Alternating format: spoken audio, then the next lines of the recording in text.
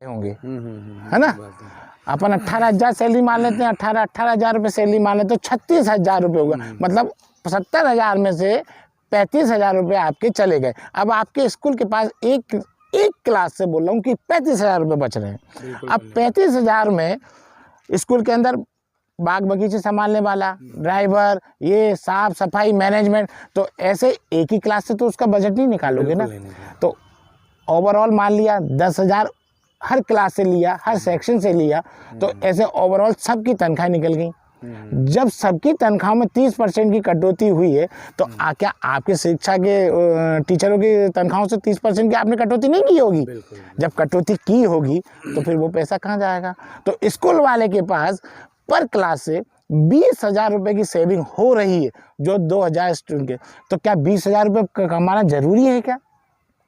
मैं बिल्कुल सहमत। जिंदगी भर हम कमाने के लिए बैठे हैं, आज तक अभिभावक ने, आपने बोला कल हमें 500 रुपये चाहिए, 500 देने आया, आपने अभिभावक से बोला कि वहाँ से ड्रेस लेना है, वहाँ से लिए, अभिभावक से बोला किताब वहाँ से लेना है तो उसने वहाँ से लिए, कल बोल दिया एनुअल फंक्शन के लिए ये ड्रेस लेके ही पहन के भेजना है, तो अभिभावक घूम रहा है, जितने की वो ड्रेस नहीं है उतने का पेट्रोल जला दिया अभिभावक ने। कभी उसने आवाज उठाई? नहीं उठाई। मैं सहमत हूँ। आज देश की परिस्थिति देखो, इंटरनेशनल लेवल पे देश की परिस्थिति को देखो, क्या हम आपस में एक दूसरे के दुश्मन हो जाएंगे? क्या बच्चा आज ही खत्म हो जाएगा?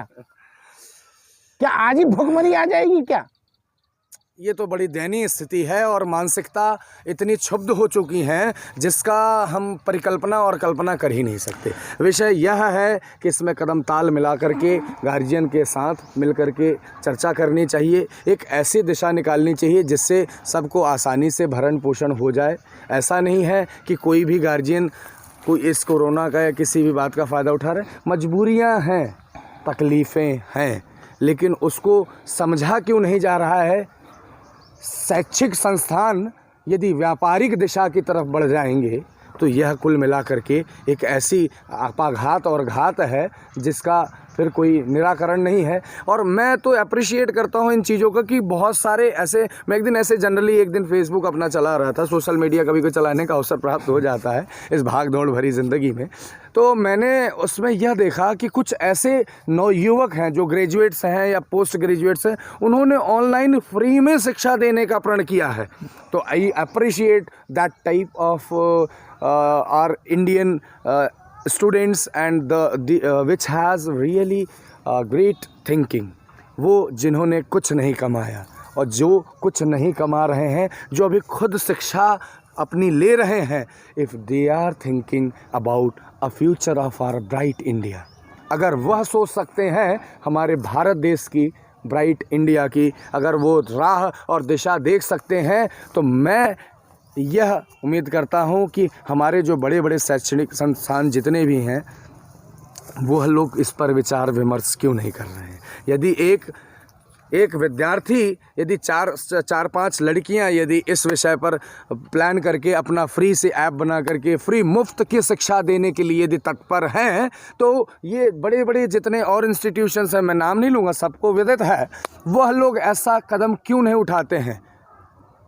विषय यह है, मैं सलाम करता हूं उनके नज़रियों को जिन बच्चों ने यह कदम उठाए हैं, और सलाम करता हूं इस देश की नई वही युवा पीढ़ी जो हमारे यहाँ से पढ़ के गई थी कि हमारे जो बच्चे हैं, जो हमारा भविष्य है, वह यह है। बात विषय पैसे और मुफ्त की नहीं है, विषय यह है कि इस समय उन्होंने जो कदम उठाया है उसमें सबको कदम ताल के साथ चलना चाहिए। बिल्कुल सही कहा विकास जी, वो प्रेरणा के स्रोत हैं और वो गर्व के लायक है। मैं उनको सैल्यूट करता हूँ, उन सभी छात्राओं को। और मेरा ये मानना है कि फ्री शब्द की बात, शिक्षा, कोई भी गार्जियन फ्री शिक्षा बच्चों को नहीं देना चाहता। आप समझें, ये शिक्षण संस्थान ये समझ नहीं पा रही हैं। इस पृथ्वी पे जितने भी गार्जियंस हैं, कोई ना कोई तो किसी बच्चे का पिता है ना, माता है ना। बिल्कुल। ये लड़ाई सबके लिए है ना, किसी एक को तो फायदा नहीं मिल रहा ना। मैं फ्री की बात नहीं कर रहा हूँ। मैं ये कह रहा हूँ कि जिसके पास कुछ भी नहीं है, यदि वह इस प्रकार का कदम उठा करके यह बता सकता है कि हम अपनी देश की बागडोर को संभालने के लिए मैं वहीं खड़ा हूँ, मैं वहीं आ रहा हूँ अभी मैं आपको उसका वर्णन करके बता रहा था। जब कोई स्कूल में कोई टीचर है, वो भी किसी की गार्जियंस है, बनी बात है। जरूरत नहीं है कि उनका बच्चा उन्हीं के स्कूल में पढ़ रहा हो, वो दूसरे स्कूल में पढ़ रहा है। बिल्कुल पढ़ा। क्या वो टीचर लड़ने जा रही है क्या अपने बच्चे के लिए? नहीं ना, नेवर नेवर। एक दूसरा संगठन उनके लिए, बच्चे के लिए लड़ रहा है ना। अगर बेनिफिट मिलेगा तो उन टीचर को भी तो मिलेगा ना। बिल्कुल मिलेगा। फिर ये क्या है, मतलब जानकर भी अनजान क्यों बनना? क्या किसी व्यक्तिगत विशेष की लड़ाई तो है नहीं है कि मेरा बच्चा अगर आपके स्कूल में पढ़ रहा है तो मैं ही लड़ूं और आप उसका विरोध करो कि आपका बच्चा दूसरे स्कूल में नहीं पढ़ रहा है।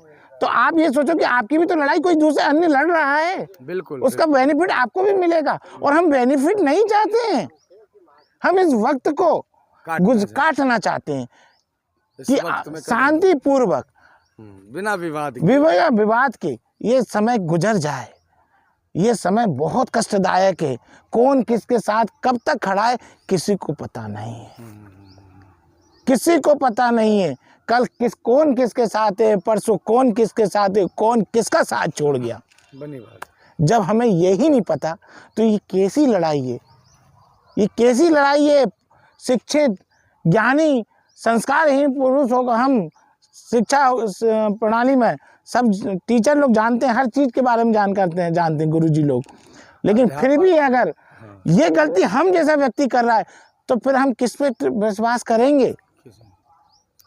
कुल मिलाकर के आज हम लोगों ने जो भी हमारे और आपकी जो भी बातें थी, एटलीस्ट इससे यह पता चल गया कि आज अभी चल क्या रहा है और बड़ा अच्छा लगता है।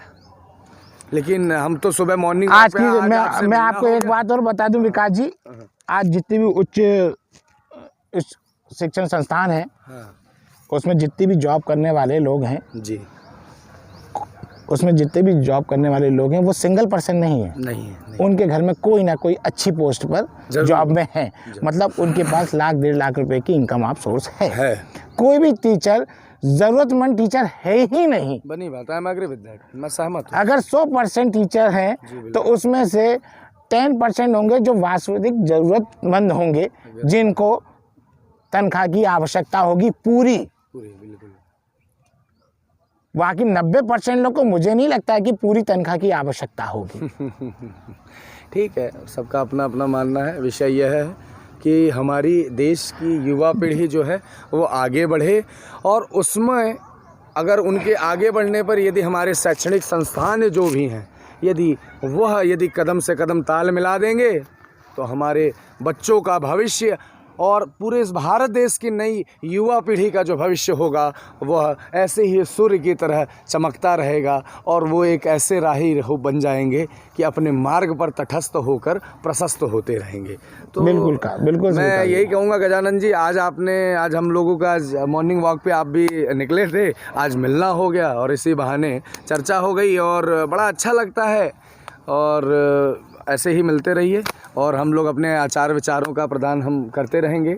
तो मैं बस यही कहूँगा, मैं अपनी वाणी को विराम देता हूँ। मैं विकास ओझा, है ना, मूलतः इलाहाबाद संगम नगरी से हूँ, और लेकिन भोपाल में इस समय हम लोग रह रहे हैं, और एक प्रकार से यूँ कह लें भोपाल के ही हो गए हैं आप गजानन जी हैं, गजानन दुबे जी हैं, और आप भी भिंड मुरैना साइड से हैं, और यह भी तकरीबन 35 साल हो गए। हाँ बिल्कुल विकास जी, है ना। तो यहीं पे कोलार में ही, भोपाल में ही निवास है।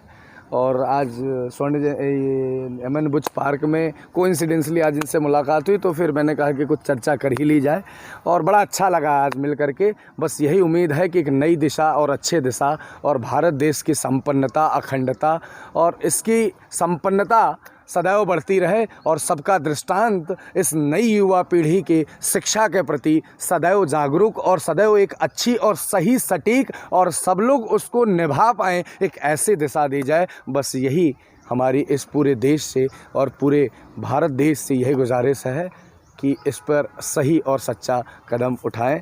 मैं सत नमन, वंदन, अभिनंदन और हृदय से प्रणाम पूरे भारत देश की जनता को। जय श्री राम। जय श्री राम।